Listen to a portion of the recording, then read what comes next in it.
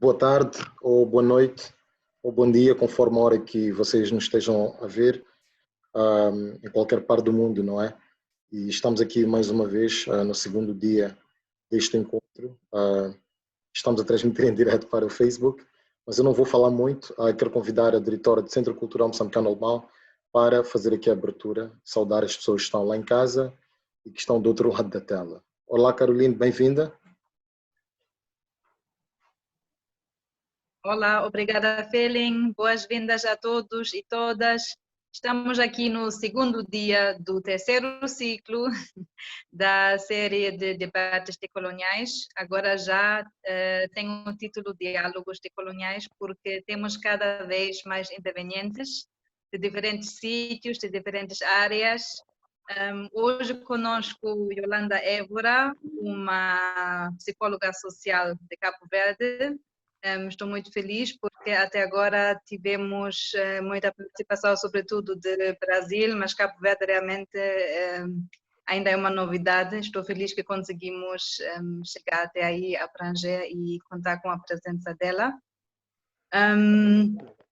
Eu vi que vai se tratar os temas hoje da diáspora africana, mobilidade, migração. Então tem tudo a ver com essa conexão que temos também através dos eventos, né? Esse mundo global. E tem um projeto que a nossa convidada está a coordenar, está em frente do projeto que se trata de afrodescendências em Portugal. Isso é uma coisa que acho que também é muito interessante no nosso contexto aqui e espero que vamos ouvir um pouco disso. E sim, vamos abrir a sessão.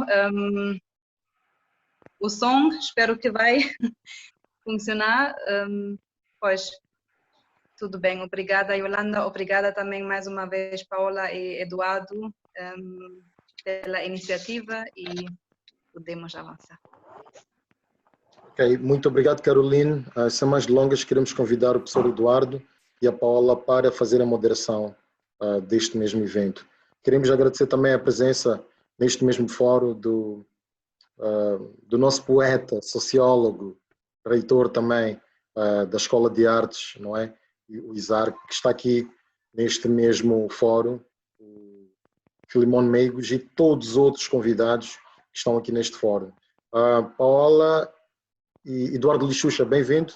Por favor, Lixuxa, assim que é. Bem-vindo e palco é vosso, por favor. Ok. Muito obrigado a todos e a todas.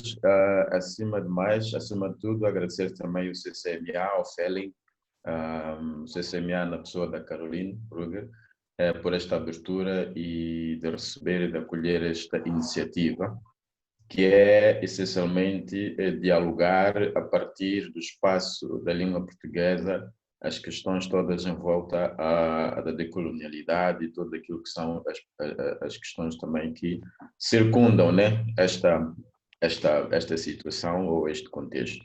Para aqueles que não sabem, eu venho da Escola de Comunicação e Artes da Universidade Eduardo Mondlane.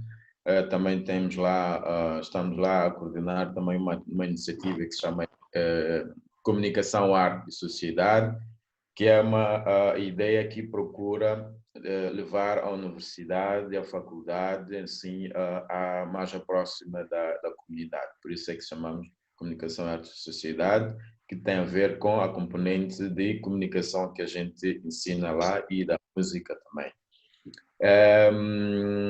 Eu acho que é uma iniciativa que eu acho que hoje, bem disse aí o Filimon, temos aí o Filimon, desculpa, o Felin, queria falar do Filimon que está aqui e que aceitou o convite para participar desta iniciativa.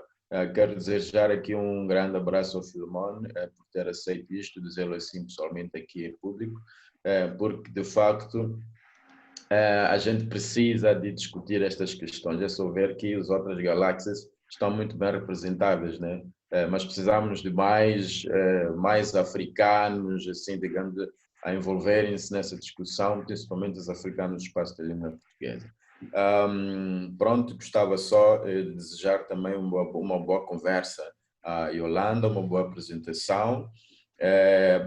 Obrigado também, é prazer em conhecer, e a minha colega Paula, que esta conversa de hoje seja uma conversa mais uma igual àquela de ontem, que nos vai construindo, nos vai ensinando, nos vai mostrando outras escrevivências ou escrevências, né, como disse a Débora.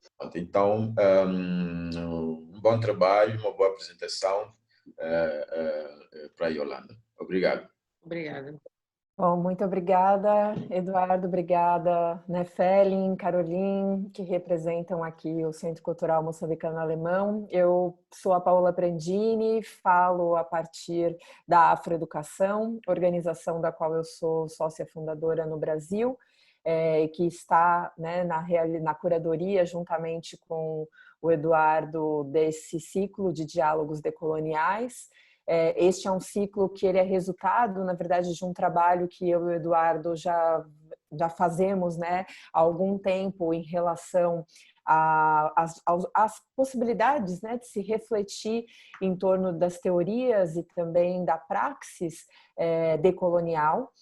Nós já realizamos em conjunto com o CCMA duas formações, 2 cursos online que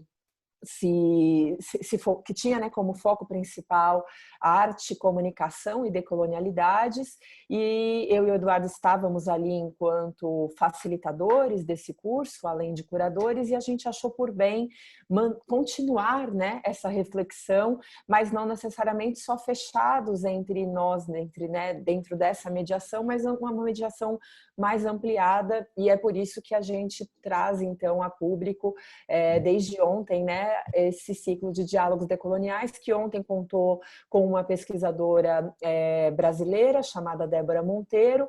Quem esteve conosco deve ter percebido, né, a qualidade que foi desse encontro, e hoje a gente tem a honra e a felicidade de ter aqui com a gente a intelectual Yolanda Évora, que, como nós conversávamos, né, eu e Yolanda, eu tenho, na verdade, a felicidade de ter uma amizade também com a Yolanda, não só de tê-la enquanto uma pesquisadora do nosso tempo, de ser alguém que eu admiro, que eu leio, né, que eu busco construir projetos e ações epistemológicas juntas, mas também somos amigas, e eu acho que esse é o benefício de a gente estar e a gente compreender que a vida intelectual, a vida acadêmica, ela não se faz apenas por meio dos livros, mas ela também se faz por meio dos afetos, né? E por isso eu acho que não é demérito nenhum a gente ter junto com a gente na nossa caminhada pessoas com as quais a gente constrói afetos que estão no mundo da pesquisa, mas que também estão fora dela, né? Até porque nós somos frutos de múltiplas identidades, não é mesmo? Nós não temos uma única identidade. E nesse sentido, então, acho que é muito rico e vai ser muito proveitosa essa nossa conversa aqui nesse dia de hoje. Vou tomar a liberdade aqui de fazer uma breve apresentação da Yolanda, mas depois, obviamente, vou pedir para que ela também possa contemplar mais informações a respeito da trajetória dela, que é bastante rica e que é, inclusive, uma cidadã do mundo, né? Ela aqui representa, na verdade, eu acho que, inclusive, o tema com o qual ela se coloca a dialogar conosco, porque Yolanda nasce na cidade da Beira, aqui em Moçambique, de pais cabo-verdianos, tem uma longa trajetória de vivências no Brasil e, nos últimos anos, em Portugal, né? É uma psicóloga social formada pela Universidade de São Paulo, no Brasil, professora do mestrado em Desenvolvimento e Cooperação Internacional e investigadora do STESA, que faz parte da Universidade de Lisboa, coordena o projeto Afroporte, Afrodescendência em Portugal, que tem aí... Boa noite. Obrigado. Só um minutinho, gente. Eu estou como anfitriã aqui, eu posso tirar o áudio. O áudio do Arsênio Matavel, por favor. Macalish. Felin, eu posso te colocar como anfitrião de novo, só para esse momento? Tá bom, pode ser, por favor. Senão fica difícil para eu fazer as duas coisas agora. Tá bom. Te coloquei. Então, voltando aqui, a Yolanda tem uma pesquisa, né, um estudo focado na afrodescendência em Portugal, que ela nomeia como sociabilidades, representações e dinâmicas socioculturais e políticas, um estudo na área metropolitana de Lisboa, e um pós-doc com a pesquisa Produção de Narrativa sobre a Migração e os Migrantes, um estudo das políticas públicas no espaço lusófono, pós-doc que ela tem realizado na psicologia social também da Universidade de São Paulo.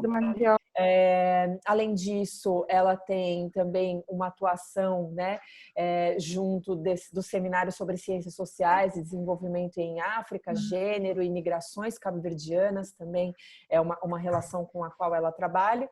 E aqui, na nossa conversa de hoje, a perspectiva que Yolanda nos traz é de fazer uma reflexão crítica em torno das narrativas dominantes sobre as mobilidades das populações africanas, seja no continente africano ou ao redor do mundo, né, que muitas vezes essas deslocações são descritas enquanto um problema e acabam sustentando uma representação das migrações e das diásporas africanas numa imagem de subalternidade, né, dessa pessoa que migra, e também como uma relação de subdesenvolvimento do continente, mas que no olhar, né, que a Yolanda nos traz, há um novo paradigma aí epistemológico e metodológico que é promovido a partir dessa renovação desse pensamento e das representações sobre o continente africano e sobre as populações, né, africanas. Então, daí a importância da gente fazer aqui esse diálogo dentro de uma perspectiva que é, de fato, decolonial, né, refletindo aí sobre essas questões dessa pertença das populações africanas, no sentido de que elas, a partir, né, do migrar, podem se conectar e podem transcender mundos, culturas, né, e influenciar esse cotidiano, esses cotidianos, melhor dizendo, no plural, na sociedade global, né, dentro de uma atuação aí que é global, mas que também é local, né, como tudo o que a gente acaba perfazendo aqui nas nossas vidas. Então, hoje eu acho que temos mais uma vez a felicidade de contar com essa colaboração, né, de uma intelectual negra do nosso tempo. E agora passo para ti, então, Yolanda. Muito obrigada mais uma vez. O palco é seu. Ok, obrigada, Paola. Boa tarde a todo mundo. Queria agradecer primeiro a Paola por ter feito esse desafio e cumprimentar a Paola e o Eduardo por essa iniciativa, que eu vejo assim como uma oportunidade muito interessante para nós ouvirmos sobre vários temas ligados à questão decolonial. Queria também cumprimentar e dar os parabéns ao Centro Cultural Moçambique Alemanha por se associar, não é, a essa iniciativa e proporcionar este espaço para a gente conversar sobre vários assuntos. Cumprimentar a Caroline e o Felling, que conheci agora, não é? E dizer que é um prazer estar aqui, não é? Também gostaria de cumprimentar as minhas primas em Maputo, né? E os amigos e amigas também em Moçambique, e a colegas aqui em Portugal, no Brasil, e a todas as pessoas que nos estão a ouvir. De facto, como a Paola colocou, não sei se há aqui uma interferência. Alô? Carmelinda Manhissa, eu não consigo bloquear o som dela, estou a tentar. Tá bem. Ele não aceita. Carmelinda, podes puxar o teu som, por favor?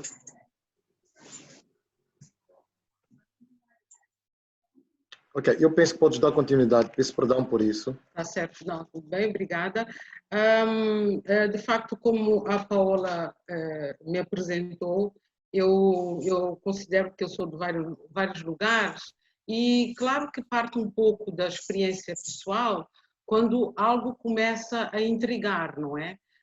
Portanto, quando eu comecei a estudar sobre as mulheres cabo-verdianas na imigração, o que começou logo a me incomodar, evidentemente, foi essa ideia de que migrar é um problema, não é?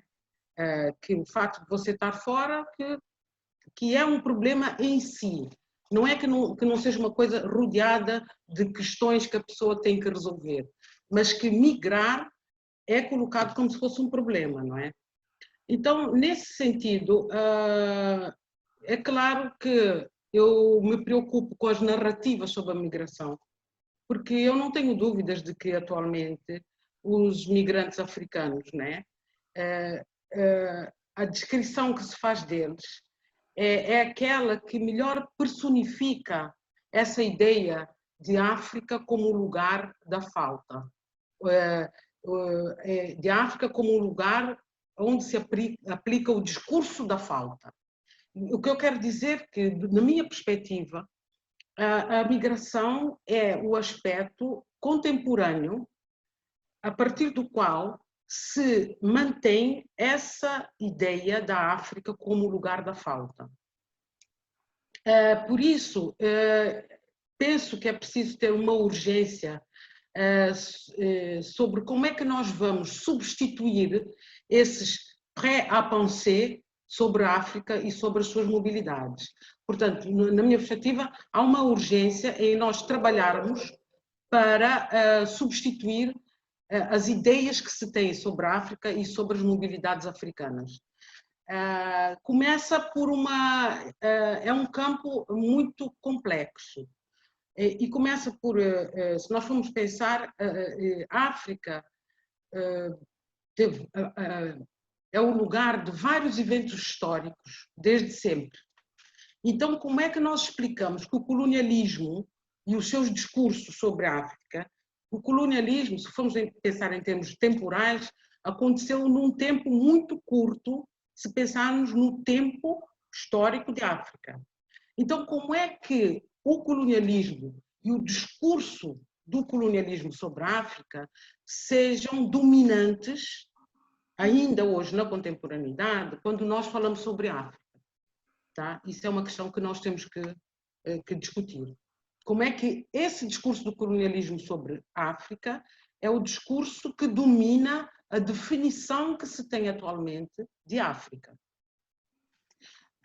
Então, é preciso chamar a atenção porque, depois do colonialismo, o discurso sobre a migração africana é o que dá mais oportunidade de promover e confirmar todos os pressupostos sobre a África e os africanos, não é? Então, quais são as definições mais dominantes que encontramos sobre a migração africana? A ideia do migrante como alguém que é selvagem, que é negro, é suburbano, é cidadão de segunda, portanto, nos países onde esses migrantes africanos estão, não é? É preciso, então, um pensamento crítico sobre como é que isso foi construído, não é? Mas esse pensamento crítico também tem que incluir a questão de como é que a Europa, e eu falo da Europa por quê? Porque toda a narrativa dominante sobre a migração africana ela é construída predominantemente a partir da Europa.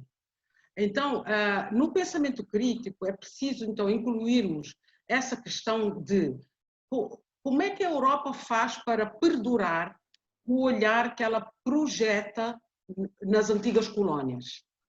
Como é que a Europa faz para perpetuar aquela relação que mantém colonial com a África? Mas também há uma outra questão que tem que ser incluída nesse pensamento crítico, que é como é que a Europa tem que fazer para se descolonizar? Portanto, a descolonização do pensamento não tem a ver só com quem já foi, quem já esteve numa situação subalterna em relação à Europa, mas a Europa, neste momento, enfrenta uma grande discussão sobre como é que ela se descoloniza. Tá? E o que é que nós temos nesse momento na Europa? Uma perspectiva sobre o migrante africano que ele é visto como um objeto de intervenção social e como um objeto da assistência, não é? Então, isso aí é apenas um dos elementos que mostra como é que se reproduz nas ex-metrópoles as relações que foram relações das colónias, não é? Como é que se repete o olhar agora que o migrante africano está no terreno do outro, não é? E como é que isso se repete? A partir de uma perspectiva que é construída e na qual a academia também participa, não é? Através das suas produções, a partir de uma perspectiva que vê os africanos migrantes como aqueles que estão neste mundo globalizado, mas que são os pobres e os deslocados. Tá? Portanto, essa é a característica que se atribui ao migrante africano. Se você for falar de alguma pessoa da Europa que se desloca para a África, para os Estados Unidos, para o Brasil, etc., fala-se em expatriado, não se fala em migrante. Tá? Portanto, o que é que isso quer dizer? Que até a forma como o africano se desloca é uma forma a qual se atribui algo que não é positivo, não é? E essa deslocação ela é sempre vista pelo motivo de que falta alguma coisa em África e por isso as pessoas se deslocam. Tá? Na leitura dominante que fundamenta os estudos dos africanos como migrantes, essa literatura ela não se baseia em relatos de viagem de africanos como uma aventura, como uma epopeia, como uma aventura humana gloriosa e vitoriosa, como um empreendimento que alguém faz para melhorar, etc. Ela é sempre colocada, a literatura que domina é a literatura que sempre explica esse africano no mundo a partir de uma justificativa de que ele saiu de África porque falta alguma coisa em África. Portanto, não é uma migração que seja apontada como um movimento que permite descrever a África enquanto que permite descrever o lugar do continente africano em todo esse processo de transformação do mundo contemporâneo. A literatura ela não enfatiza que o africano sai porque ele faz parte desse mundo contemporâneo e que a saída dele, de alguma forma, também significa uma contribuição, uma participação de África na produção humana universal. Por que tudo isso é preocupação para nós? Porque nós podemos pensar, mas quem está em África vê tudo isto de outra maneira. De certa forma, sim, mas essa leitura dominante sobre o que é o migrante africano, ela nos preocupa em África porque é uma noção que constrói uma percepção a nível global sobre o que é a presença africana no mundo.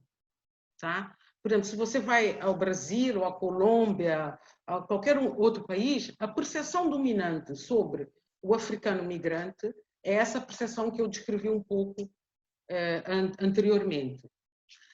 E também é um problema para nós, porque como é que nós explicamos que a migração africana para a Europa, que não ultrapassa os 18% dos fluxos de mobilidade dos africanos, havia um número que era 13,2%, mas parece que no último relatório da FAO saiu que a migração africana para a Europa ela não ultrapassa os 18% das mobilidades dos africanos em geral, certo? Das mobilidades nas quais os africanos se envolvem. Essas mobilidades elas são predominantes intracontinente. Quer dizer, os africanos eles se deslocam muito mais dentro do continente do que para a Europa. Então, tem que ser um problema para nós a questão do seguinte: por que a migração africana, sendo que ela é só para a Europa ela é só 18% de todos os fluxos, por que é essa migração para a Europa que descreve, que é a imagem que representa a migração africana para o mundo? O que essa migração para a Europa tem, que ela é que representa o que é a mobilidade dos africanos, não é? E, especificamente, essa mobilidade em embarcações muito frágeis e que têm os naufrágios, etc., que dominam o noticiário internacional. Por que é essa migração que descreve a migração africana em geral? Além disso, há uma outra questão que faz com que isso seja um problema para nós, porque existe uma tendência em vários países africanos em reproduzir essa noção que é construída de fora para dentro.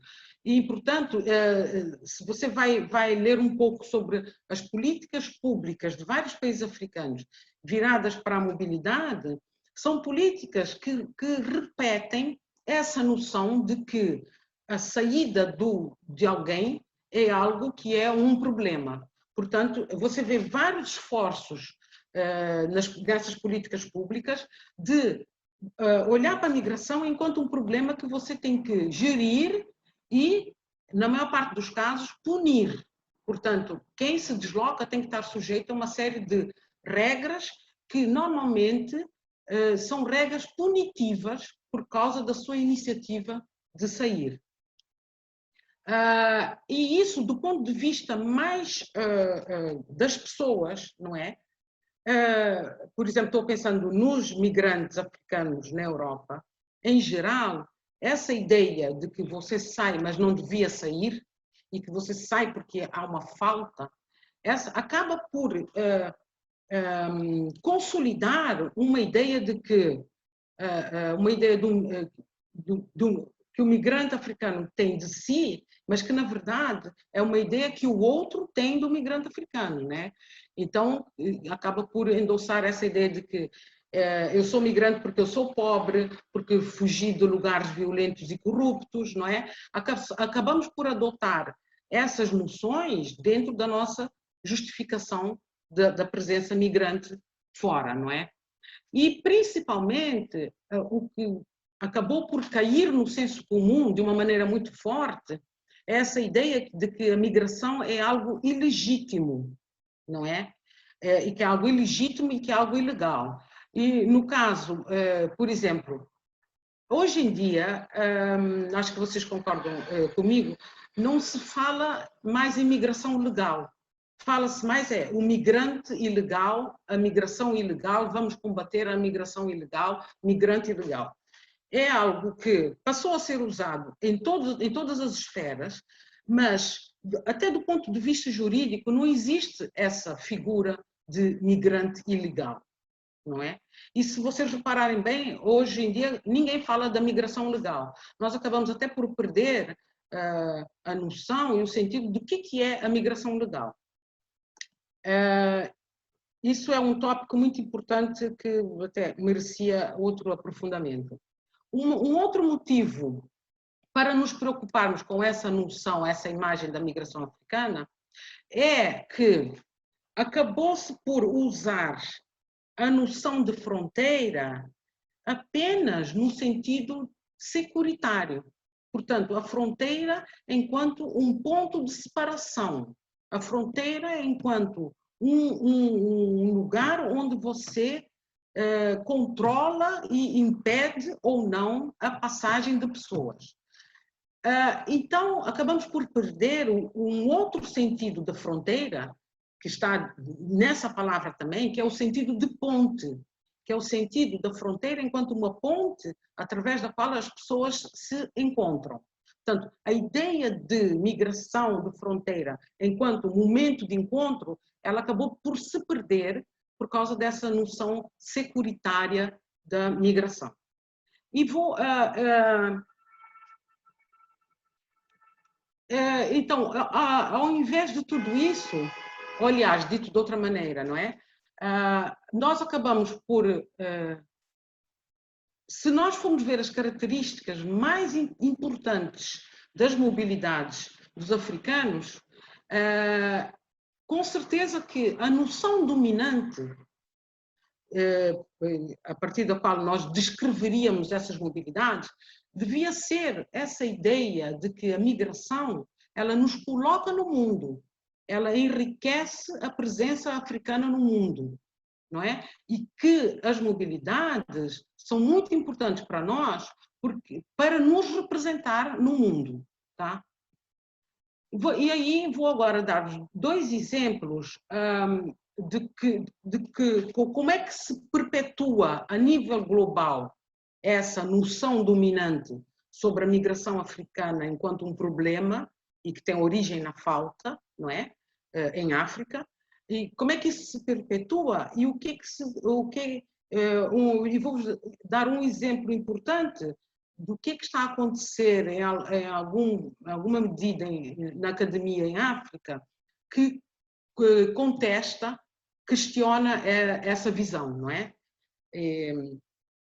Há uma autora chamada Lama Kabanji, que, se não me engano, ela é da Líbia. E ela tem um texto muito interessante que se chama A Produção Científica do Conhecimento sobre a Migração, Perspectivas nos Países Africanos e Árabes, não é? Então, nesse texto, ela vai discutir sobre o conhecimento científico que é produzido sobre o tópico migração em e sobre África e países árabes. O argumento dela é que as pesquisas científicas que são conduzidas sobre esse tópico, elas são muito ilustrativas de como é que funciona a atual divisão internacional do trabalho científico, não é? Lá atrás eu mencionei, não é? Essa ideia de como é que a academia ela participa na construção dessa representação do que é a migração, do que são as migrações africanas e do que é o migrante africano. Então, nesse texto da Kabanji, ela vai mostrar, ela vai explorar qual é o papel das comunidades académicas árabes e africanas na produção de conhecimento sobre a migração, tá? E também vai discutir quais são as prioridades da pesquisa sobre as migrações de África e também de países árabes, não é? Então, o que ela vai descobrir? Ela vai descobrir quais são as prioridades de pesquisa entre as academias no Ocidente e as academias que não são do Ocidente. Então, o que ela faz? Ela vai examinar artigos publicados em 3 revistas internacionais de referência nos estudos das migrações. E ela vai fazer uma análise desses artigos publicados no período de 2000 a 2010, não é? E então, o que ela vai discutir? Que a agenda científica sobre a migração internacional reflete a hegemonia dos temas que interessam à Europa Ocidental e à América do Norte. E ela também conclui que há quase ausência de académicos de países árabes ou africanos, não é? E por isso os temas que dominam as publicações são os temas que interessam ao Ocidente. Portanto, são temas sobre migrações africanas e migrações de países árabes, mas são temas que interessam ao Ocidente. E, portanto, nesse sentido, são sobretudo temas à volta dos processos de inserção dessas pessoas na Europa Ocidental e na América do Norte, mas sobretudo na Europa Ocidental. E, então, o que ela verifica? Que há uma ausência uma ausência quase total das dimensões das dinâmicas migratórias em África e nos países árabes que são de interesse para esses lugares, não é? Portanto, o que ela quer dizer? Que de 2000 a 2010 ela vai analisar e verifica que os temas que seriam de interesse e temas que se deviam referir às dinâmicas migratórias desses lugares da África e dos países árabes, esses temas quase não aparecem. A Kabanji, ela analisou 143 artigos E o que é que ela verifica? 24% desses artigos são de académicos em França. 14% são de académicos nos Estados Unidos. 19% são artigos escritos por académicos em outros países europeus, no Canadá e na Austrália. E apenas 15% dos artigos são produzidos por instituições africanas subsaarianas. Neste caso, são 11 artigos, incluindo um artigo que foi feito em coautoria entre 2 académicos sul-africanos. E desses 15%, portanto, 11 artigos foram escritos a partir de instituições académicas africanas subsaarianas e 10 artigos foram escritos a partir de instituições do Magreb. Quando ela vai analisar a coautoria, portanto, para verificar se há uma coautoria entre Ocidente e não Ocidente, o que é que ela verifica? Que 21% desses artigos são escritos em coautoria, mas entre europeus e norte-americanos. E quase não há coautoria com africanos que estão no continente africano. Quais são os temas que ela vai identificar nessa produção científica e que são temas que são considerados sobre migrações africanas? São tudo questões relevantes para as sociedades ocidentais. Questões de inserção e de assimilação, dinâmicas de identidade, condições de vida, variáveis culturais, determinantes da migração, tendências da migração, opinião pública sobre migrantes e, mais recentemente, há mais artigos sobre transnacionalismo, network, segunda geração, migração irregular. E quando esses artigos são escritos em relação a algum assunto em África, ou seja, quando essa literatura se interessa sobre o lugar de origem, se interessa pelo lugar de origem, quais são os temas? Políticas migratórias em África, políticas de controle da migração na Europa e também, como subpesquisas, o impacto da imigração em África e o impacto da imigração ocidental nas sociedades em África. Quais são as populações mais estudadas? Migrantes, refugiados, mulheres, crianças, empregadas domésticas e diásporas. E os tópicos têm a ver com trabalho, integração, retorno, desenvolvimento. Quando os trabalhos são sobre África, o tema que domina é o nexo, portanto, a relação entre migração e desenvolvimento. Eu gostaria que vocês retivessem esse tópico, porque seria muito importante a gente retomar isso na discussão.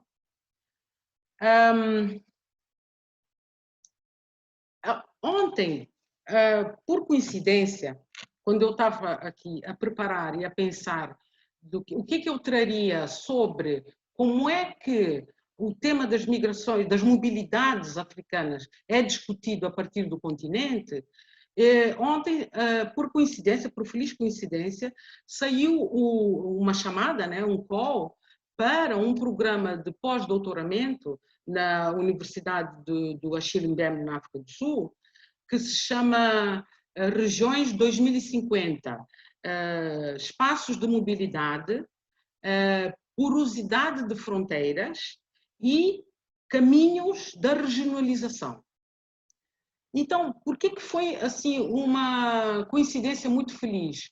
Porque eu vou-vos dar aqui rapidamente quais são os tópicos que esse programa para pós-doutorandos, quais são os tópicos, qual é a justificação e qual é o objetivo desse programa, que é um programa para pós-doutorandos, um programa de 2 anos, né?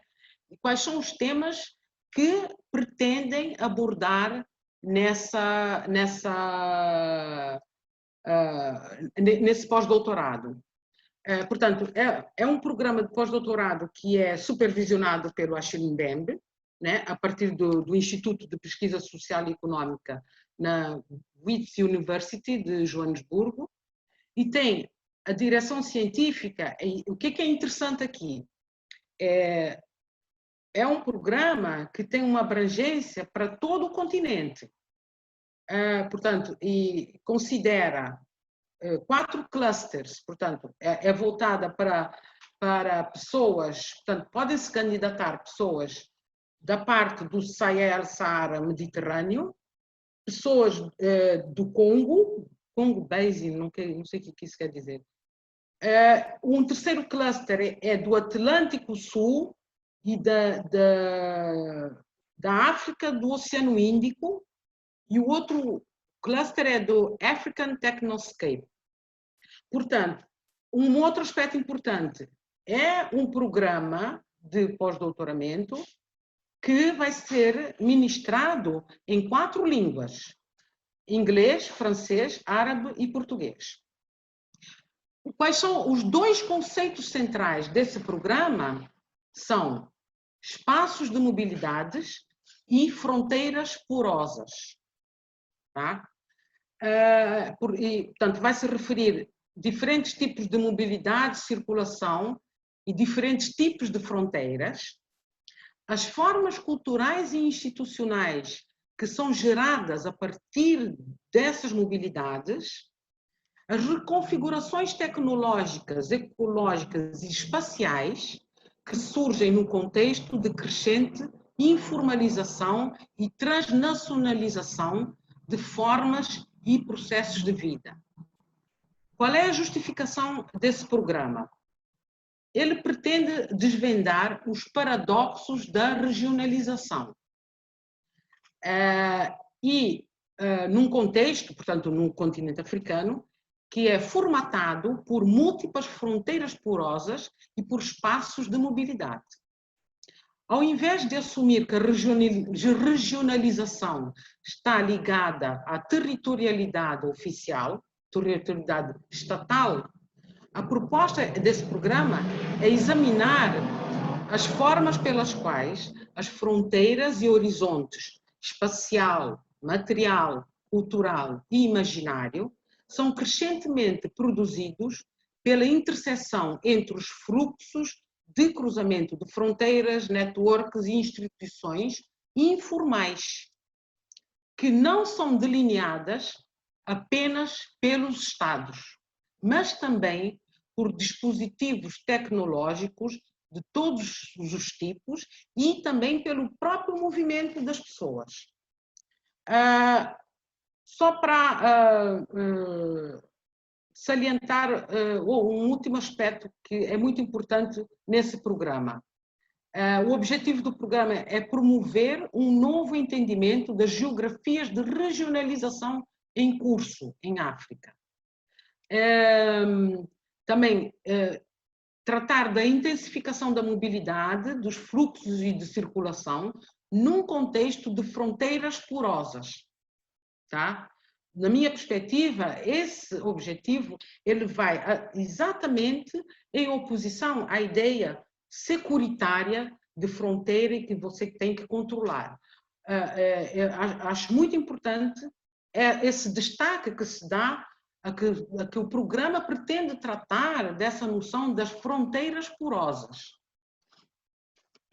Também chamou a atenção para a extração acelerada e o uso de recursos naturais, né, que tem acontecido em África.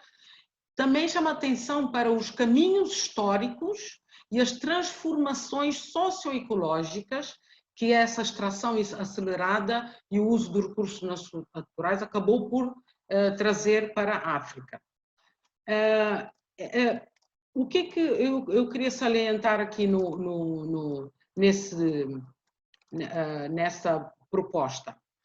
A proposta em nenhum momento se refere a um elemento que é o elemento central quando se fala em migrações ou mobilidades africanas, que é o nexo entre pobreza e desenvolvimento, tá? Pobreza, desenvolvimento, mobilidades.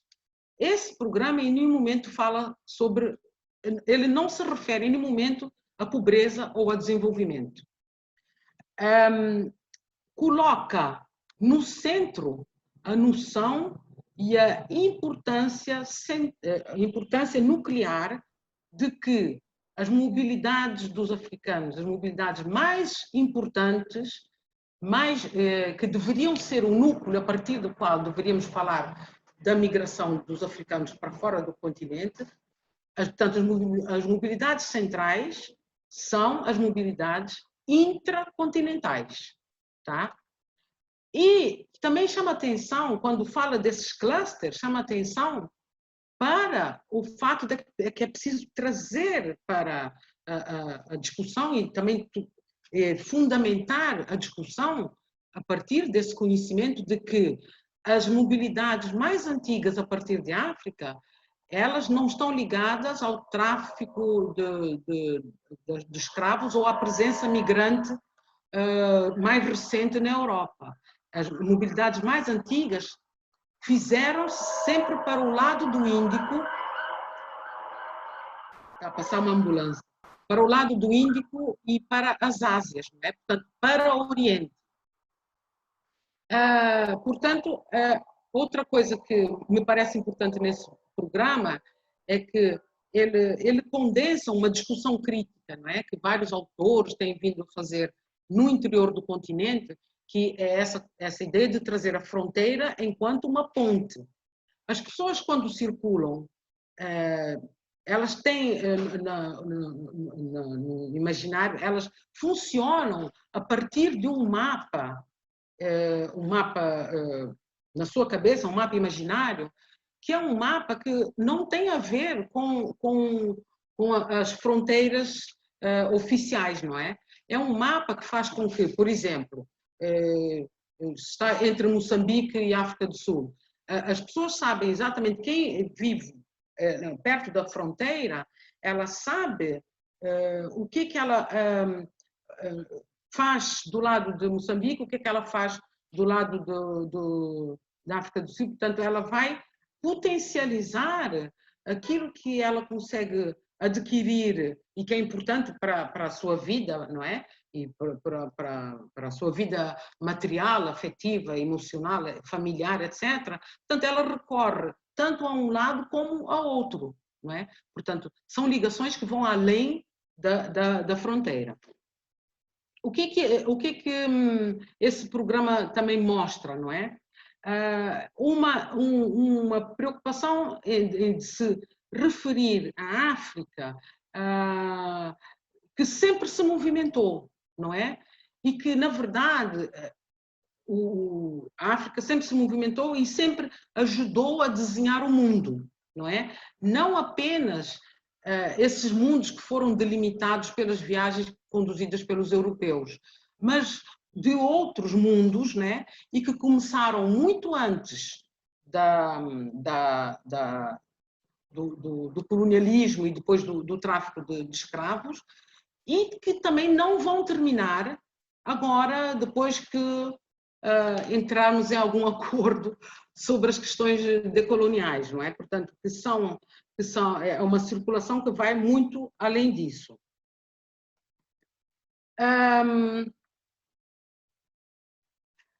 Esse programa também, para mim, ele é muito ilustrativo de como é que os pesquisadores, os académicos em África começam a afastar-se conscientemente dessas leituras que estão mais preocupadas com os mecanismos de gestão de populações pobres, não é? E esses pesquisadores mais críticos colocam que, como questões mais urgentes, aquelas que têm a ver com as transformações do mundo contemporâneo e o lugar de África nessas transformações do mundo contemporâneo, né? E é preciso lembrar que essa ideia ocidental que se tem das mobilidades africanas dificilmente cobriria tudo aquilo que nós somos e fazemos enquanto pessoas que se movimentam, porque existem cerca de 200 milhões de pessoas na África diáspora. não é? Portanto, existe aqui uma variedade de realidades e de situações que não são cobertas por essa noção de pauperização, não é? Do que é a mobilidade, do que são as mobilidades dos africanos. Portanto, esses académicos estão muito mais interessados em ver as mobilidades a partir de África enquanto dinâmicas que têm a ver com a circulação de pessoas, de objetos, de ideias e de dispositivos tecnológicos, não é? Interessa-lhes muito mais discutir as mobilidades a partir dessas preocupações, não é? E também de preocupações que têm a ver com quais são as contribuições dos africanos para o pensamento e para o conhecimento universal. Ou seja, o que essas mobilidades contribuem para essa participação dos africanos na construção do pensamento e do conhecimento universal. Portanto, o que isso significa? Não sei se... Paola, quanto tempo tenho ainda? A gente já está esgotando um pouquinho aqui no tempo, mas se você quiser ter um tempinho para encerrar, fica à vontade, não tem problema. Já vou fechar. O que essa possibilidade dessa outra narrativa, o que ela coloca? Até do ponto de vista individual e dos grupos, coloca assim, essa noção de que nós podemos olhar para as nossas mobilidades a partir de África enquanto viagens como de qualquer outro indivíduo no mundo, não é? Podemos colocar e recuperar toda essa literatura, toda essa produção em torno da ideia de que as mobilidades são viagens, que são aventuras, que as pessoas procuram conhecimento, que são viagens que são justificadas pela a nossa curiosidade em relação ao mundo e em relação aos outros, não é? O que fica até um pouco triste de nós termos que dizer isso, termos que dizer que é preciso resgatar isso em relação às mobilidades a partir de África, não é? Então, nesse sentido, trazer uma noção, eu não sei se está correta, mas parece-me que recolocaria essa ideia do descolonial, porque a proposta é ler fora dos quadros que foram impostos pela herança colonial, certo? E o descolonial tem ainda essa ideia de que você está a ler a partir de quadros que são trazidos pela herança colonial.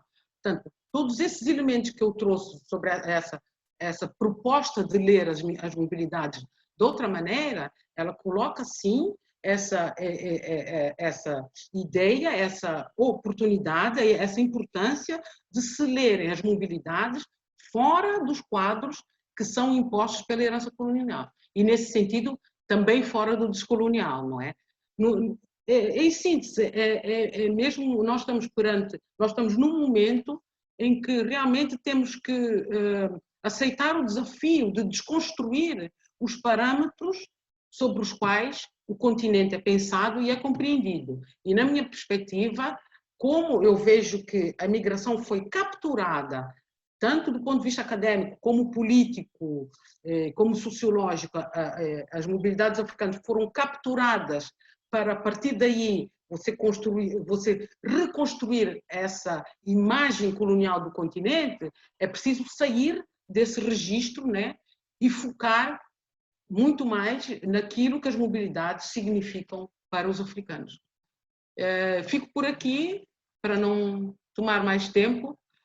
Ficou um pouco difícil, porque eu não vejo a reação das pessoas, mas eu espero que tenha ficado claro e pronto, mas estou aqui também para as questões e agradeço a vossa atenção.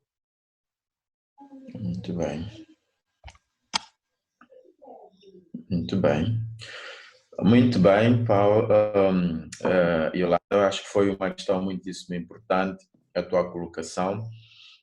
Estava agora, enquanto estavas aqui a falar, a dar um toque a um colega que não sei se chegou a entrar ou não vi o nome dele aí, que trabalha aqui em Moçambique sobre a questão das migrações transnacionais e trabalha sobre a área de interesse dela, migrações e transnacionalismos, etc, etc. E, curiosamente, coincidentemente, ele estudou aí em Portugal. Né? Estudou em Portugal. Então, eu espero conheço que... algumas pessoas, desculpe interromper, Eduardo, porque eu trabalhei, fui dar algumas aulas e trabalhar um pouco no EMR, não é? Portanto, conheço as pessoas de lá. Exato. Então, de qualquer forma, é uma abordagem, é exatamente esta perspectiva também de, pronto, naquilo que nós tentamos perceber, como é que o espaço da língua portuguesa, os produtores de conhecimentos no espaço da língua portuguesa, olham para a forma, não é, como todas essas questões em volta do colonialismo e daquilo que são as consequências que nós vivemos hoje, as questões de descolonização, dos saberes, dos pensares, das epistemologias, como é que ele se revém no meio desta encruzilhada, deste processo todo, que acabou nos colocando nesta situação.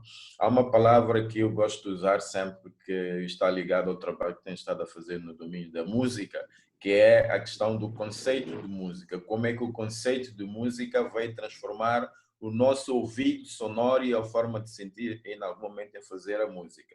Então, esta maneira, de facto, que a Yolanda esteve aqui a dizer, que é de tentar ver, portanto, a partir de uma perspectiva dos africanos, não é? Como é que eles leem essa questão da mobilidade. Então, do lado da música, eu estava a tentar perceber também como é que o músico moçambicano ou músico africano, se quisermos assim alastrar a coisa, ele se revê numa história de uma música que foi contada por outro, né?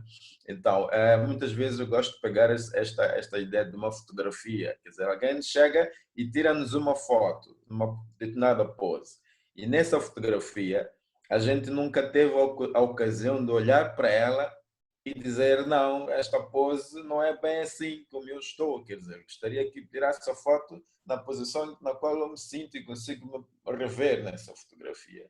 Então, eu acho que é uma grande reflexão que a Yolanda trouxe aqui para discutirmos essa questão toda da decolonialidade ou descolonialização, que também são já dois conceitos um pouco, digamos assim, imbuídos de uma relação de hegemónica e de subalternidade, tomando em conta que na língua portuguesa é descolonização, mas estamos a importar também o próprio conceito decolonial do decoloniality, né, da parte inglesa, né, do conceito inglês, né?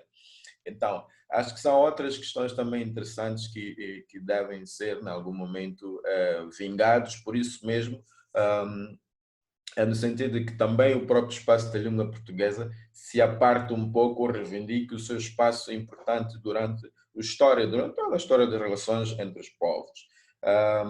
Uma nota importante, sim, que a Yolanda acabou de mencionar, é esse estudo que é feito a partir da WITS, com um grande contributo lá da Achille Mbembe, que eu acho que também, pronto, de facto, é uma coincidência muito feliz nesse sentido. Afinal de contas, a migração sempre aconteceu, não é?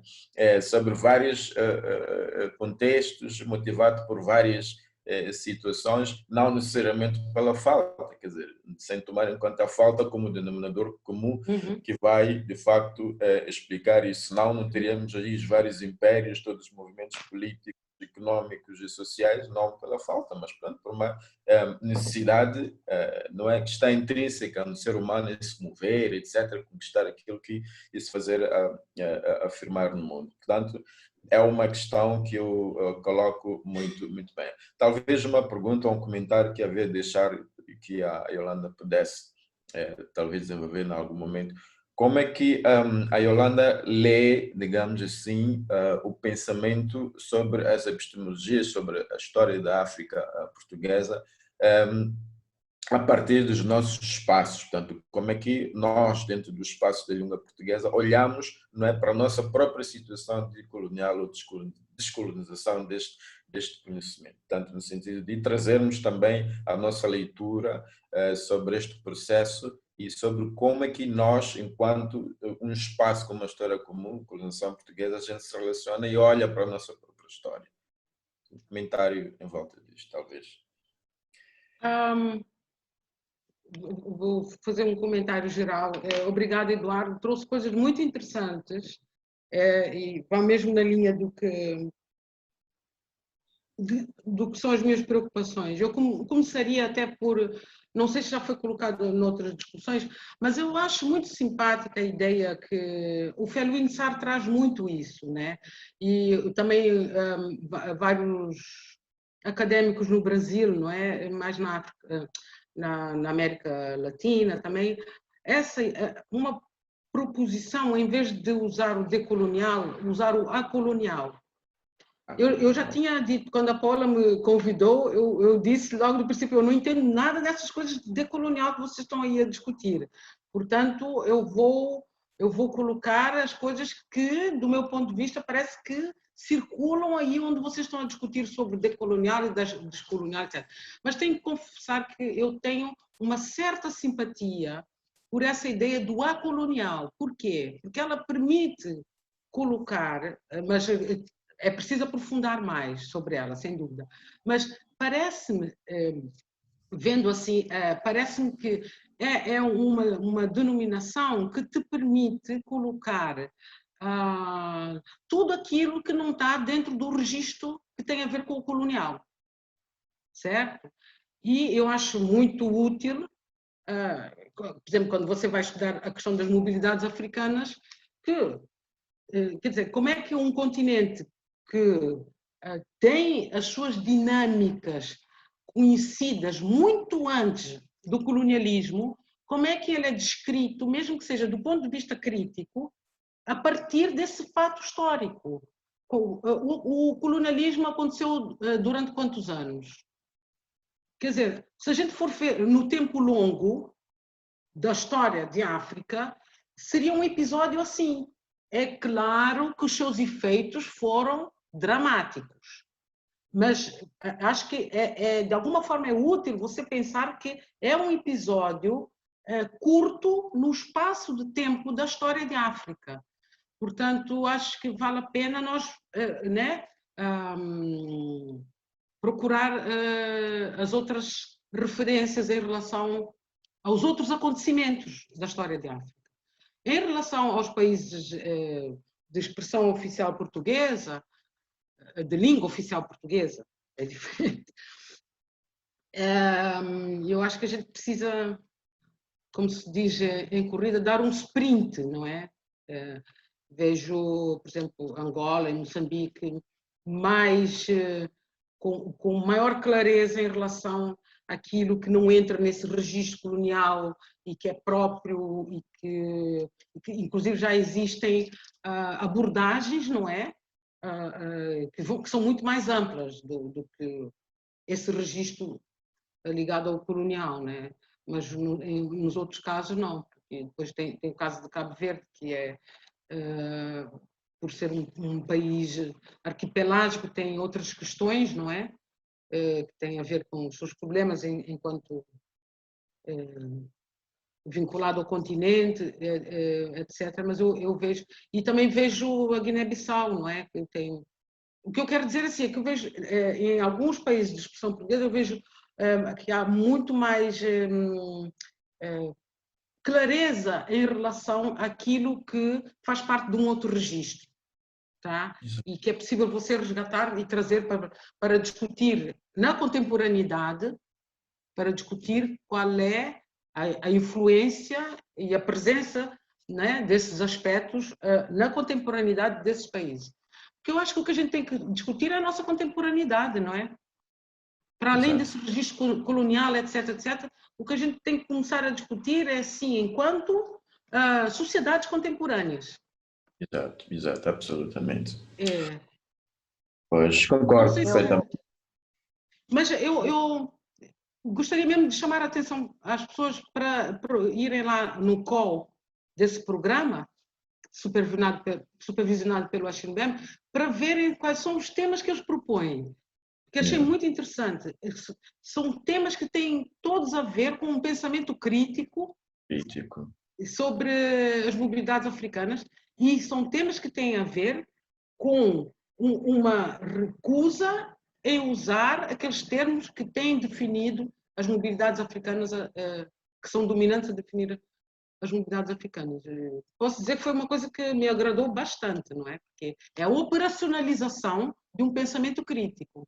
Exato. E depois, uma outra questão, Paulo, já te passo a palavra, só uma outra questão que eu também achei interessante nesta coisa, nesta call, é o facto de se incluir a língua portuguesa. Sim, sim, sim. O facto de incluir a língua portuguesa. Eu lembro-me de alguns encontros em Durban, recentemente, nos debates ali sobre a questão da investigação na área da música, em que se falava desta necessidade, porque muitas vezes o diálogo é mesmo feito nestes dois espaços, da língua francesa e da língua portuguesa, né? Aliás, da língua inglesa. Então, já alguns colegas do Wits School of Arts, um colega já dizia, pá, pronto, é muito importante que a gente comece a olhar para o espaço lusófono, como é que o espaço lusófono da língua portuguesa, que são esses conceitos também um pouco discutíveis, né? Como é que a relação se pode estabelecer entre estes dois espaços, o que me leva também, mais uma vez, quando repiso a ideia de rever essa questão do conceito de decolonial, porque também, como disse, ele também estabelece um espaço hegemônico da própria língua inglesa enquanto dominadora, né? Essa questão toda. E depois também, enfim, então são estas questões que eu acho que interessa de facto começarmos a rever. Em Moçambique este ano já não fomos a tempo de realizar a conferência internacional do International Council for Traditional Music, que é um espaço de marcadamente inglês e francês, mas por outras situações lá conseguimos organizar, talvez porque a presidente fala português. Então, pronto, isso também é um espaço muito importante. E agora todas as comunicações, pelo menos quando são feitas por e-mail, pelo menos vai lá o inglês, vem o português e vem o francês. Portanto, mostra que, de facto, há uma necessidade de haver este tipo de articulações, porque, de facto, pronto, quer dizer, há a questão da novas formas, outras abordagens, outras formas de pensar, apesar de usarmos a língua portuguesa, claro, uma língua acaba sendo a língua franca para essas discussões. Paula, não sei, eu vou deixar a palavra aí contigo, não sei se deixei alguma coisa a ficar para trás, e dizer também um grande obrigado e dar os parabéns a Yolanda por esta abordagem que foi super, super interessante a partir dessa questão das mobilidades, das migrações, as fronteiras porosas e não sei o quê, etc, etc. Muito obrigado. Obrigada. Yolanda. Muito bom, muito bom. Também agradeço, né, muito a essa contribuição, né, essa reflexão que a Yolanda nos coloca aqui. Eu acho que tem uma perspectiva, né, que eu também gosto bastante dessa proposição que o Felwine Sarr faz em torno do conceito de acolonial. E tem, eu acho que também um outro ponto que é o fato de que a língua é viva, né? Então a gente está falando aqui de línguas que são vivas, que são orgânicas e que vão se redesdobrando, vamos dizer assim, em outras, às vezes, nomenclaturas e conceitos. Tanto é que a gente aqui, por exemplo, eu e o Eduardo temos sempre uma preocupação de trazer o termo decolonial sempre no plural, né? A gente está sempre falando em decolonialidades, enquanto o termo em inglês original ele vai ser muito usado geralmente no singular, né? Enquanto decoloniality. E aí eu acho que é isso, né? Acho que isso é um reflexo dessa possibilidade que nós temos enquanto pensadores e pensadoras do nosso tempo de propor, né? E eu acho que o Felwine é bastante feliz nessa proposição que ele faz, mas não sei se você concorda comigo, Yolanda. A meu ver, eu acho que tem um olhar que talvez pudesse ser possível de que a ideia, né, do acolonial pudesse fazer parte de um universo mais amplo decolonial, quase como se o decolonial pudesse ser um guarda-chuva que trouxesse uma perspectiva acolonial e também descolonial. Mas acho que são reflexões que a gente vai continuar fazendo, né? A Marina Moreno, que nos acompanha aqui pelo Zoom, inclusive mandou já uma pergunta, né, em que ela diz que a sua fala, Yolanda, aí também do Eduardo, faz com que ela pense que sempre caímos numa forma que coloca em evidência a visão ocidental e eurocêntrica. E a ideia do acolonial permite colocar tudo que não está dentro do registro colonial. A narrativa das histórias seriam, então, a partir de uma perspectiva da arqueologia, de preencher as lacunas ocultadas pela violência das colonizações e como que elas podem nos modificar na contemporaneidade. E aí ela gostaria que você também pudesse, Yolanda, por favor, comentar a respeito disso, né? E a gente já está aqui recebendo, né, outras perguntas de quem participa conosco pelo Zoom, mas nós estamos fazendo a transmissão desse diálogo pelo Facebook, então eu só vou deixar o convite para quem nos acompanha no Facebook, se quiser também mandar perguntas nos comentários da transmissão ao vivo lá, tanto eu quanto o Felin estamos monitorando o Facebook, a gente também consegue trazer as perguntas para cá. A gente tem só um desafiador, que é o tempo, né? Então, a gente vai fazer aqui uma gestão do nosso tempo para tentar abarcar o maior número possível de perguntas e de comentários. Mas acho que você pode começar por essa, Yolanda, e aí logo depois a gente já faz um outro bloco com as outras que estão chegando, pode ser? Obrigada, Paula, e agradeço também a Marina pela questão, e agradeço ao Eduardo. Eu só vou fazer um comentário final em relação àquilo que o Eduardo falou, que quando ele falou sobre as línguas, não é? Veja, com tanta circulação, não é? Com tanta mobilidade dos africanos, né, pelo mundo, nós ainda continuamos com a ideia de que as línguas que estão em África, o inglês, o francês e o português, são línguas levadas pelos colonos, né? E por isso a minha proposta de pensar as sociedades contemporâneas. E a gente não deixa de dar importância ao facto de que nós é que fazemos essas línguas circularem, tá? Não só no interior da África. É claro que essas questões... o que eu quero dizer eu gosto muito de uma afirmação que a de vez em quando chama a atenção, que é a ideia de que essas línguas são nossas, não é? Isto dá um outro ponto de partida. Se você Exato. Se lembra que essas línguas são nossas, muda muita coisa aí. Até muda a coisa decolonial. E só outra coisa que eu queria chamar a atenção é que é claro que quando nós estamos a falar de outras perspectivas que inclusive procuram perceber quais são, na verdade, as questões que as sociedades africanas têm em relação às mobilidades, porque essas questões ainda não estão levantadas. Nós não sabemos quais são as questões que interrogam as sociedades africanas acerca das mobilidades. Ou o que é que interessa às sociedades africanas discutir sobre as questões da mobilidade, não é? Falta fazer isso.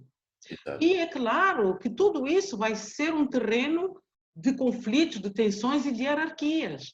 Por exemplo, a questão que o Eduardo colocou em relação às línguas, nós vemos perfeitamente que existe uma questão conflitual e de hierarquização das línguas, não é? Em relação ao inglês, ao francês e ao português, não é? Acho que... Em relação ao colonial, eu vou fazer um comentário, aquilo que a Paula disse e a Marina também, porque eu acho que a ideia deles, com a colonial, é sair desse registro, tá? E de tratar de coisas que têm a ver, por exemplo, o acolonial me lembra sempre essa dinâmica muito forte que ultimamente tem acontecido, né? De discussão, de troca, de debate, sul-sul. Tanto que você inclui a África, a América Latina, América do Sul e a Ásia do outro lado, né? Sem passar pelo Ocidente. E que é uma discussão muito útil porque ela está a trazer as questões que, na verdade, são relevantes para nós. Por exemplo, de trazer essa questão histórica, ou um campo que tem sido muito desenvolvido é o campo da questão da preservação do meio ambiente, como é que se fala? A questão ambiental. Sustentabilidade? Sustentabilidade, mas sustentabilidade também é um termo do norte, né? Mas a questão ambiental, que tem sido trazida muito, com uma discussão muito forte de recuperar o que as comunidades, as sociedades fazem para lidar com o ambiente, mas não é no sentido, aquele sentido tradicional, romântico. É no sentido de como é que as sociedades fazem para tirar o maior proveito e qual é que é a relação que elas constroem com o ambiente. Tá? É uma outra perspectiva, que é uma perspectiva que não está incluída nos grandes planos das grandes agências internacionais que estão agora preocupados, por exemplo, com a segurança alimentar. Não é? Essas perspectivas locais, elas não são trazidas. Portanto, há toda uma discussão que está sendo à volta disso, e isso é que é o acolonial, é que não tem esse registro, não parte do colonial. Bom, agora pensando, acho que até o nome devia ser outro, né? É isso, né? A gente vai nessas construções, né? Eu acho que tem um outro ponto também que eu gostaria de trazer, que eu acho que quando você diz, né, dessa falta desse olhar para as populações africanas que migram, afinal migrar é um direito, né, que deveria ser garantido para qualquer pessoa que queira, né, se deslocar. E aí eu fico pensando que essa falta ela é totalmente, né, ligada, como você trouxe para a gente, a essa perspectiva colonial, porque dentro da perspectiva colonial vai se olhar para essas populações africanas dentro de uma estereotipia negativa, em que essa população ela já vai ser olhada mesmo sem... A pessoa não precisa nem abrir a boca, ela já vai ser lida enquanto refugiada. E o refúgio é completamente diferente em termos, né, conceituais da migração, né, do migrante. O refugiado não é necessariamente o migrante. E eu acho que essa é uma leitura que acaba acontecendo, né? Como que eu posso dizer? Uma minimalização, né, da possibilidade de leitura dessa pessoa, que vai ser entendida que ela migra porque ela está fugindo de uma situação, né, que a coloca em perigo, que é, na verdade, a definição do refúgio e não necessariamente da migração, né, de uma maneira mais ampla. Aí acho que a gente já tem aqui outras perguntas, eu vou só fazer Deixa eu só comentar isso, porque senão fica muita coisa, tá bem? Posso? Posso comentar só isso, Paula? Sim, claro. Eu vi que a Marina colocou aí a mefricanidade, sim, é por aí, quer dizer, isso é um termo útil para a América do Sul, né? Para o Brasil, etc. Eu queria chamar a atenção para coisas muito centrais nesse debate crítico sobre a questão das mobilidades africanas. Se você reparar, pronto, quem lê, se começa a reparar com mais atenção o que se escreve, você vê que o termo migrante é aplicado para quem se desloca, mas é pobre. Tá? Porque europeu, quando se desloca e vai daqui para o Brasil trabalhar numa empresa, etc., ou vai para os Estados Unidos, etc., é expatriado. É verdade. Tá? Então, a pessoa que vem para Portugal, mas que veio no Erasmus e não sei o quê, mas ficou por cá, não, é expatriado. Portanto, migrante agora passou a denominar os pobres que se deslocam. Os pobres que fazem essa coisa que é proibida, que é deslocar-se. Porque não é suposto o pobre deslocar-se. Tá? Quando nós falamos de globalização, etc., por que a migração virou um campo que é visto como se fosse um problema? Porque não é suposto o pobre deslocar-se. Tá? E depois há um outro grande problema em você aplicar esse termo migrante a essas pessoas. Porque se a gente for ver na definição original do termo migrante ou migração, o que é uma migração? É você sair de um lugar e chegar num outro. Depois disso, é um movimento. Portanto, depois disso, cessou. Você tem que começar a falar no quê? Cidadania. Certo? Então, por que se perpetua o uso desse termo migrante? porque você não quer falar de cidadania, tá? E depois devia falar de diáspora, não é? Sim, sim, com certeza, certamente, certamente. Eu só queria chamar a atenção porque a narrativa é uma coisa muito importante, né? Os termos que a gente usa para denominar, os que não usa, quando Sim, usa. aqueles que a gente silencia, né? Aqueles que a gente se como nega a caso, utilizar, né? É como o caso desse projeto sobre afrodescendentes que eu coordeno aqui em Portugal. Você vê que há uma resistência para se usar esse termo, afrodescendente. Porque continua a insistir no termo segunda geração, terceira geração, quarta geração. De pessoas que nunca estiveram no continente africano. E continua a dizer migrante de segunda geração, migrante de terceira geração, migrante de pessoas que nunca estiveram em África. Sim. Mas isso é assunto para uma outra conversa. Bom, vou trazer as perguntas então que a gente já recebeu. A gente teve uma pergunta que veio durante a parte do diálogo que a gente falava aqui sobre as línguas, né? A Ana Maria, ela diz que o português é a terceira língua materna da Guiné-Bissau, mas, no entanto, é a língua oficial do país. Uhum. Ela pergunta se isso não contribui para a manutenção do colonialismo. Logo depois, a Érica Kanda perguntou qual é a sua opinião, Yolanda, sobre o termo brain drain, que é usado para explicar quando pessoas altamente treinadas ou acadêmicas emigram do seu país para um país mais afluente. E aí ela pede para você também trazer a sua perspectiva em torno disso.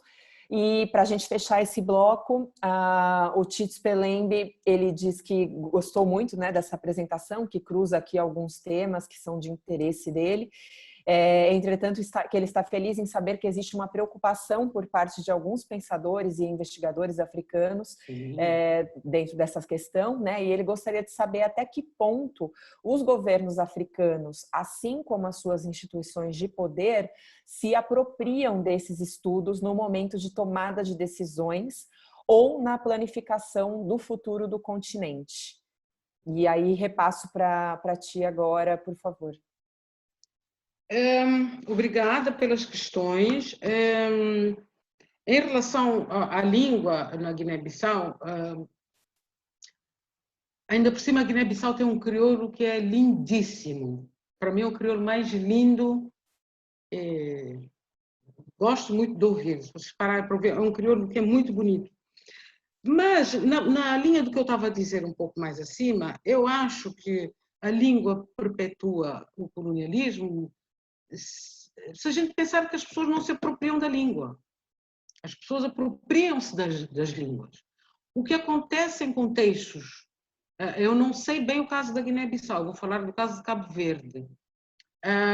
O que acontece com a língua cabo-verdiana é que, até este momento, ela ainda não está sendo oficialmente operacionalizada enquanto uma língua oficial junto com o português, não é? E a preocupação que a gente tem em relação à língua cabo-verdiana é que o problema é que quem não fala bem português, o fato de você não falar bem português é um elemento da desigualdade, da hierarquização, não é? Das tuas vantagens sociais. Tá? O problema nesse momento é esse. Mas depois nunca mais se sai com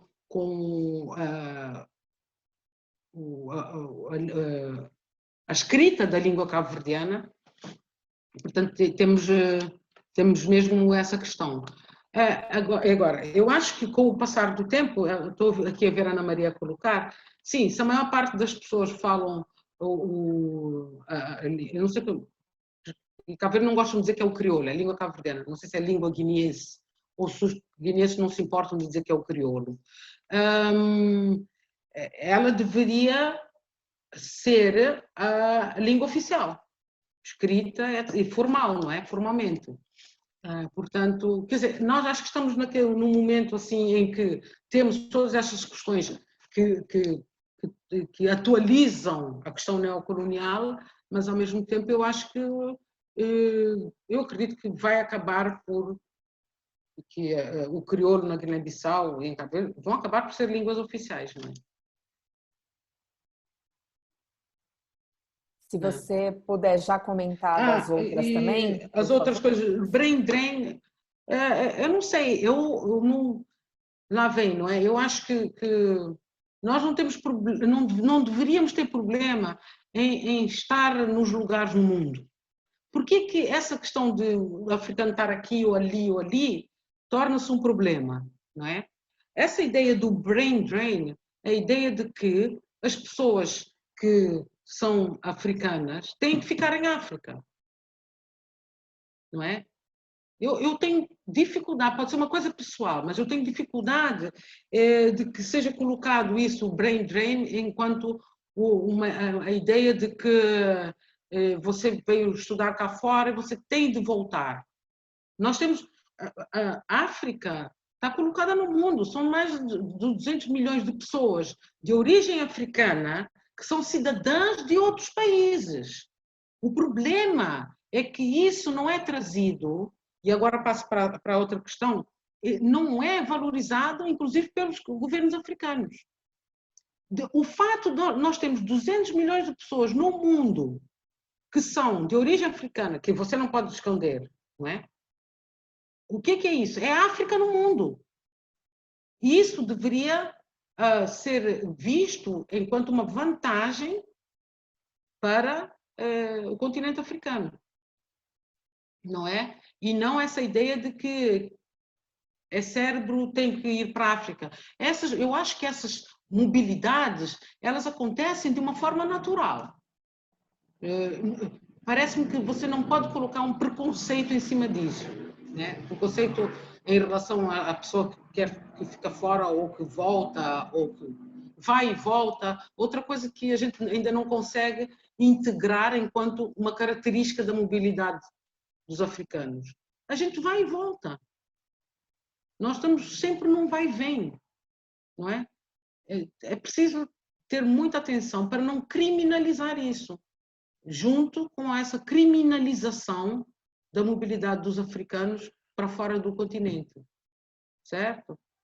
E que temos o direito, como qualquer outro, pessoas de qualquer outro lugar, de estar a ir e a vir. Por que isso tem que ser criminalizado? Por que isso tem que ser considerado ilegal num mundo que é globalizado? Eu vejo assim. Então, e em relação aos governos africanos, eu disse que as mobilidades, as migrações africanas, elas se tornaram o tema central para a permanência, para justificar a permanência das relações coloniais contemporâneas com a África. Portanto, o que você vai ver é que os governos eles estão sujeitos a uma série de determinações que não são feitas no continente e que entram naquele pacote grande da questão da ajuda ao desenvolvimento. Portanto, eu vejo que os governos estão muito amarrados em relação a esse pacotão, né, da ajuda ao desenvolvimento, que é outra coisa que a gente tem que discutir, não é? Desenvolvimento. O Felwine Sarr deu uma palestra aqui dentro do projeto Afropor, que tá na página do CESA, quem tiver interesse. E ele explica porque que não se deve usar, o termo desenvolvimento para falar de África, não é? Portanto, já estamos nessa discussão. Agora, essas ideias críticas em relação à forma como a gente vê as mobilidades africanas, para elas serem assimiladas pelos governos, nós temos aí uma questão, não é? Nós temos aí muita coisa da política para resolver em África, né? Temos aí várias questões internas para tornar as administrações mais abertas a esse pensamento mais crítico. Isso já ainda é uma questão para nós, eu acho.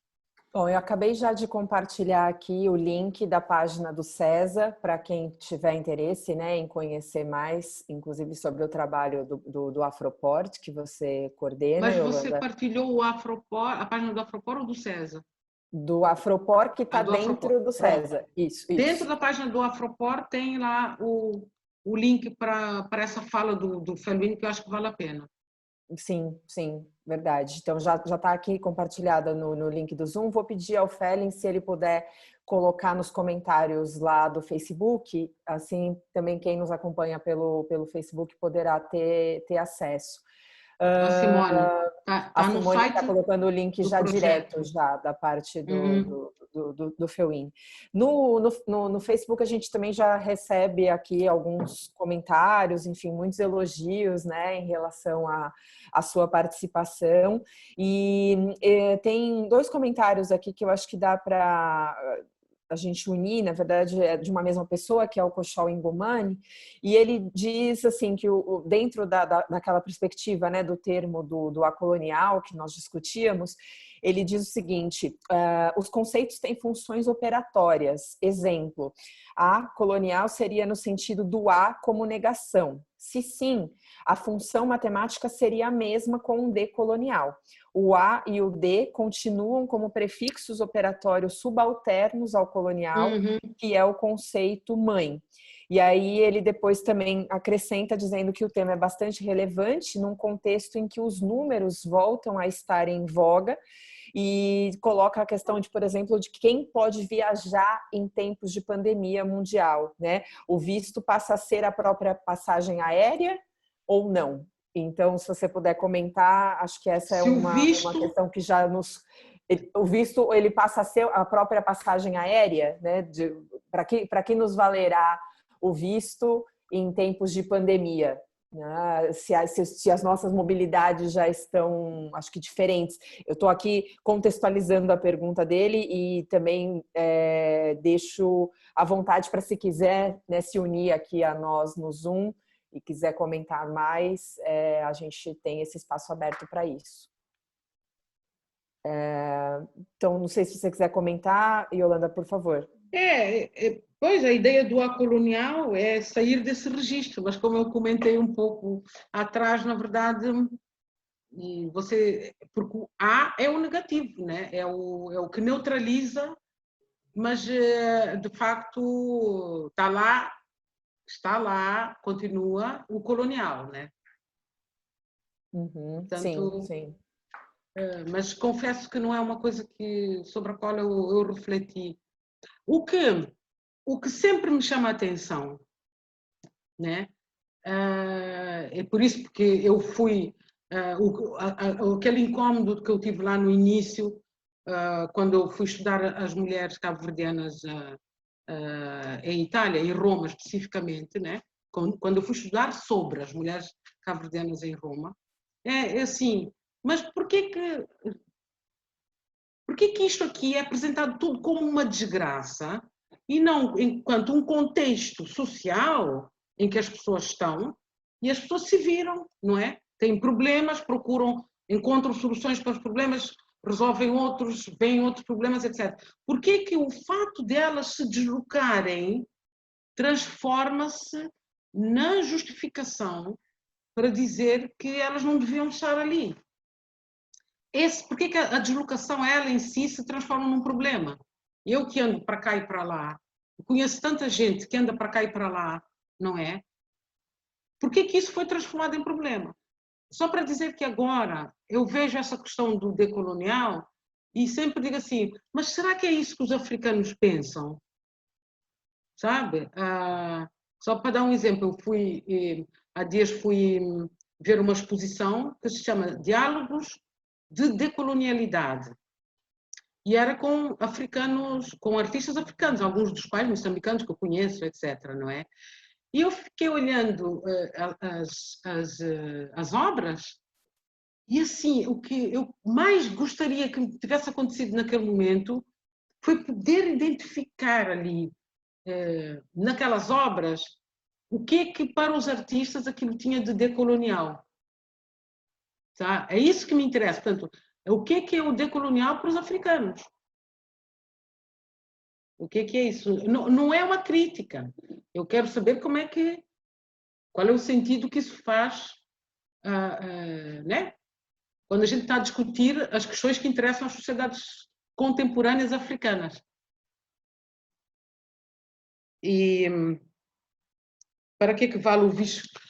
Pandemia? Bom, nós estamos nesse momento em relação à pandemia a ver novamente voltar uma ideia de que você pode controlar as deslocações das pessoas, não é?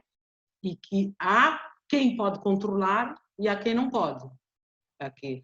O que estamos a ver numa escala global é que há aqueles que controlam e procuram determinar como é que as pessoas se devem deslocar pelo mundo. Tá? E outras, de facto, a mobilidade passou a ser um trunfo na mão dos que dominam o mundo. Tá? Porque ficou visível agora na imigração. Vocês veem os critérios para definir quem pode vir e não pode vir para a Europa, você fica sem saber de onde é que aquilo vem. Porque no caso de... Eu recolhi, procurei recolher toda a discussão que tem sido feita sobre essa questão do Covid, mas em relação à África. E o interessante é que as discussões, as reflexões sobre o Covid, a partir da África, muitas delas são feitas por filósofos, o que eu achei muito interessante, porque a gente está perdendo os filósofos nas outras partes do mundo. A discussão sobre o Covid em África é assim, desde o início vocês viram o que aconteceu, ficou todo mundo à espera, dizer, a próxima vaga vai ser em África, vai ser uma desgraça, vai arrasar com aquilo tudo. Quantas vezes vocês ouviram dizer isso, desde que começou o assunto do Covid? Que a África vai ser a desgraça. Próximo vai ser na África, não vai sobrar nada, não é? Não foi exatamente isso e não é exatamente isso que está a acontecer. Mas aí o que é que acontece? As pessoas vindas de África têm uma série de restrições para vir à Europa. Aliás, praticamente não há voos. Não é? Não sei para que é que vale o visto, realmente. Continua a valer para uns e não para outros. Eu acho que não mudou. Sim, sim, é verdade, é verdade.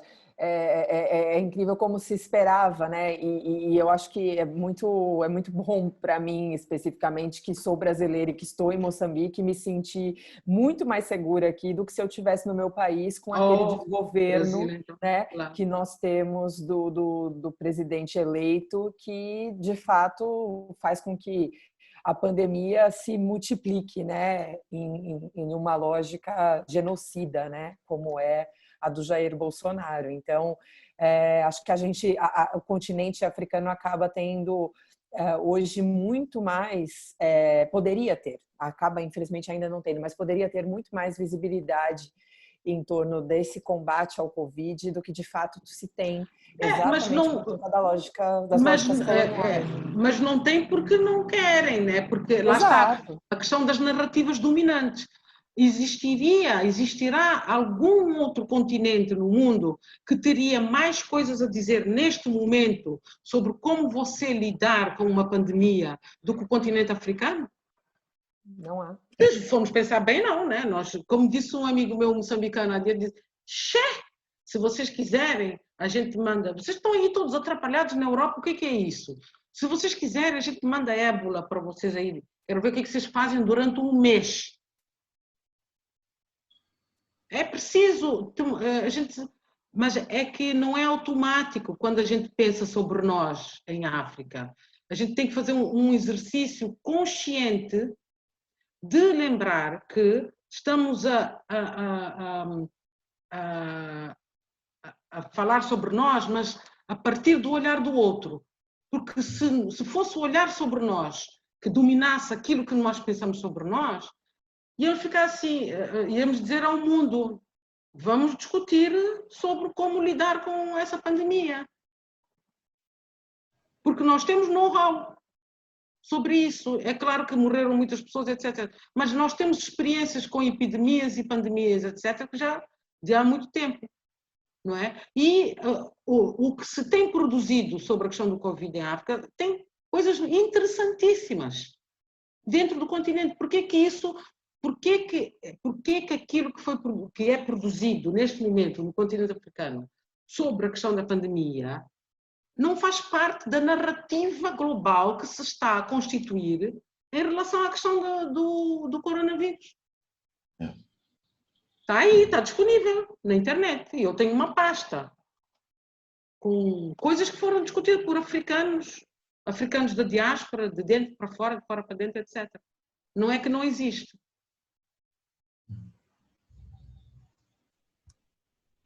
Yeah. Só não justifica, só não interessa, só não é importante que apareça, senão vai mudar as coisas, não é? É engraçado, só um comentário, que talvez até seja um comentário com muito senso comum, que eu acho que, pronto, eu acho piada sobre isso, pronto, cada um pode interpretar como quer. A folha de eucalipto aqui já foi utilizada para várias coisas e se utiliza muito, quer dizer, não é? Mas a forma como ela foi tratada aqui em Moçambique, pelo menos aquilo que eu pude ver, quer dizer, fez-me a perceber, deu-me a entender, quer dizer, nós continuamos, quer dizer, a seguir, digamos, de uma forma muito cega estas questões. Não é? A folha de eucalipto, um bafo, por exemplo. Não é? Se fala da folha de eucalipto, falaria de outras. Porque isto aí onde é que está por comprovativo científico desta coisa, que isto não funciona, ou uma ou outra coisa não funciona, porque enfim tem que ter o comprovativo científico. Qual é a dosagem? Não tem, quer dizer, mas já várias coisas que a gente já utilizou, a minha mãe já me pegou para colorar como folha de papel, a folha de uma planta, coloca aqui, aquece, tira, toma não sei o quê. Quer dizer, há muitas plantas que eu poderia usar aqui, mas enfim, então, olha, de facto... o Eduardo lembrou uma coisa, estamos a falar de narrativas, lembrou de uma coisa que é muito atual. Quando saiu aquela proposta do presidente de Madagascar, não é? Sobre aquela planta que cura, vocês viram como é que ele foi tratado pela imprensa internacional. E há 2, 3 dias, não, semana passada eu li que na Alemanha estão a fazer estudos com essa planta e não sei quem já vai sair um remédio. Mas nem mencionam que lá em Madagascar já estão a dizer há quantos séculos que aquilo ali funciona. Quem é que não... Artemisia, não é? Quem não conhece a Artemisia? Mas foi tratado como se fosse uma coisa de feitiçaria. Olha, lá estão aqueles ali, não é? Coisa. E não portanto, lá está aquilo que eu disse no início, né? Nós temos uma questão quando falamos sobre pensar as mobilidades africanas de outra maneira e outros temas ligados à África, é que tem que acontecer ao mesmo tempo em que a Europa também assume esse compromisso de que ela precisa se descolonizar. Exato. A Europa precisa se descolonizar. Portanto, tem que ser um movimento paralelo. Bom, se não quiser fazer, a gente vai para a frente, né? A gente avança, porque eu acho que a discussão em África está a avançar muito. Tá. Muito dinâmico, sem dúvida. Bom, a gente está chegando já ao nosso finalmente aqui. Yolanda, foi pedido por uma série de pessoas se você pode, né, partilhar alguns desses artigos ou referências sobre como, agora no caso, sobre como estamos lidando aí com a pandemia no continente africano. É o pedido da Carolina Policarpo, que chega agora para nós aqui via Zoom. Não sei se você tem bibliografia nesse sentido que você gostaria de compartilhar, mas a Yolanda já havia me passado, inclusive, um material focado, na verdade, no tema, né, que ela pesquisa das mobilidades e das migrações, que a gente pode também fazer esse compartilhamento com quem tiver interesse. E acho que agora a gente já parte para o nosso momento de considerações finais, né? Acho que, Eduardo, não sei se tem algo a dizer nesse momento, assim como Félin, Caroline e, obviamente, Yolanda. Sim, não sei. Eu posso talvez começar por vender um peixe aí, não sei se funciona ou não. Dizer que a Paula e eu estamos a alimentar também este debate sobre a arte, né, comunicação e decolonialidades em outros fóruns. Vamos aproveitar também este espaço para dizer que vamos levar este curso para discutir o conceito de colonial, pós-colonial, decolonialidades, colonialidade de saber e de conhecer, no site diásporas.black do Brasil. Portanto, estamos neste exercício que estamos a fazer aqui também, procurar refletir essas questões em outros espaços, onde a gente pode, enfim, articular com outros indivíduos sobre como é que eles também revêem essas situações noutros contextos. Então, penso que, pronto, vamos deixar aqui esta deixa por dias 21, 22, 23, no diaspora.black, estaremos lá também com outros colegas, com outros indivíduos que vão trabalhando essas questões não vou dizer negritude, mas pronto, a reflexão sobre o lugar do indivíduo subalterno, se passemos aqui também a dizer assim, e ver como é que as coisas podem funcionar. E para fechar e não dizer mais nada, é simplesmente mais uma vez agradecer a Yolanda com este ensinamento muito forte sobre esta questão que tem a ver com as mobilidades, a migração. Foi mesmo uma aula muitíssimo importante. Felling, o CCMA, Caroline Brugger, o nosso abraço grande, continuamos aqui nesta e vamos lá ver os próximos ciclos que a gente vai poder discutir e tudo depende evidentemente de vocês aí. Yeah. Obrigado, Paulo. Yolanda, quer já fazer também a sua fala? Olha, queria agradecer novamente o convite, acho que foi muito entusiasmante a conversa, não é? Eu gosto muito desse tema, é um tema que me apaixona e continuo a tratar dessas questões, da construção de narrativas, não é? Sobre migrações e outros temas.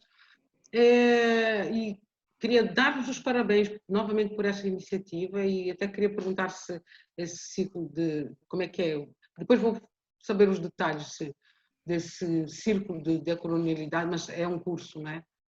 E queria também agradecer ao Centro Cultural Moçambique Alemanha por essa iniciativa e eu espero realmente poder participar noutras, né? Porque outras iniciativas que vocês tiverem, porque gostei muito e acho mesmo muito importante. Então, de parabéns pelos temas que vocês estão a trazer aqui. Não é? Obrigado. Obrigado, Yolanda. Muito obrigada, Yolanda, pela sua partilha, né, por nos possibilitar aqui tantas reflexões, acho que reflexões que saíram, né, deste lugar da sua pesquisa de mais profundidade, mas que também já alçaram outros voos, né, e acho que esse é a parte boa do dialogar, né? A gente sai de um ponto e dele a gente vai para uma multiplicidade aí de possibilidades, de olhares, né? Em torno daquilo que a gente iniciou a falar e que às vezes parece que ficou meio distante, mas na verdade tudo está dentro do mesmo balaio, né? Como a gente costuma dizer no Brasil, né? Tudo faz parte desse mesmo balaio. Bom, eu também, né, tenho muito a agradecer aqui a parceria, né, agradecer a quem nos acompanhou até esse momento, aqui pelo Zoom, também pela página do Facebook do Centro Cultural Moçambicano Alemão.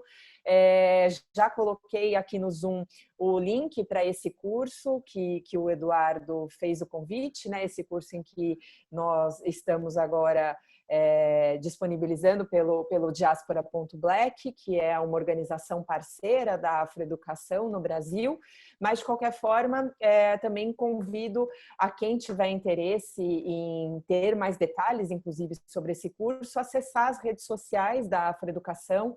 A Afroeducação, basta procurar esse nome no Facebook, no Instagram, no Twitter, a gente sempre tem divulgado muita coisa por lá.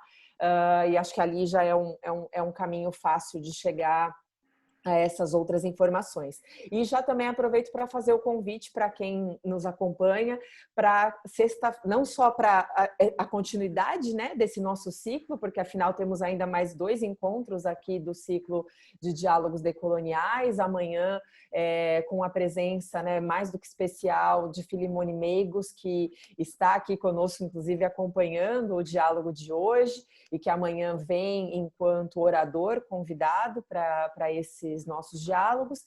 E na quinta-feira, Elísio Macamo, né, também moçambicano, estará aqui conosco para fechar com chave de ouro aí esse ciclo de diálogos deste mês, né, de julho, aqui em parceria com o CCMA. E já aproveito para fazer o convite também para sexta-feira.